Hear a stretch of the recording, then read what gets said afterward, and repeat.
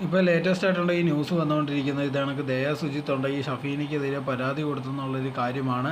കാരണം എന്ന് പറഞ്ഞാൽ നമ്മൾ ഷഫീനയുടെ വീഡിയോ നോക്കിക്കഴിഞ്ഞാൽ ഇതേ കണക്ക് ഒരുപാട് പേട്ടുണ്ട് ഈ ദയയെക്കുറിച്ചുള്ള കാര്യമായിരുന്നു പറഞ്ഞിട്ടുണ്ടായിരുന്നു. ഇതേ കണക്ക് എന്തിനാണ് ഡ്രസ്സ് ചെയ്യുന്നത്, ഇപ്പോൾ ഒരുപാട് പേരെ കാണിക്കാൻ വേണ്ടിയാണ് ഇതേ കണക്കുള്ള കാര്യങ്ങളൊക്കെ ചെയ്യുന്നത്. ഇത് കാരണം ഒരുപാട് കുട്ടികളുണ്ടെങ്കിൽ ഇൻഫ്ലുവൻസ് ആവും, ഇതേ കണക്കുള്ള കാര്യങ്ങളൊക്കെ ചെയ്യും എന്നുള്ള രീതിയിലൊക്കെ പറയുന്നുണ്ടായിരുന്നു. പക്ഷെ നമ്മൾ നോക്കിക്കഴിഞ്ഞാൽ ഇതേ കണക്കത്തുള്ള കുട്ടികൾക്ക് വേണ്ടിയുള്ള പ്രത്യേക യൂട്യൂബ് ഉണ്ട്, അല്ലെങ്കിൽ മുതിർന്നവർക്ക് വേണ്ടി വേറൊരു യൂട്യൂബ് ഉണ്ട്. ഈ മാതാപിതാക്കളാണ് ഫോൺ കൺട്രോൾ ചെയ്യേണ്ടതും അവർക്കുണ്ട് ഇത് കാണാതിരിക്കേണ്ടതും.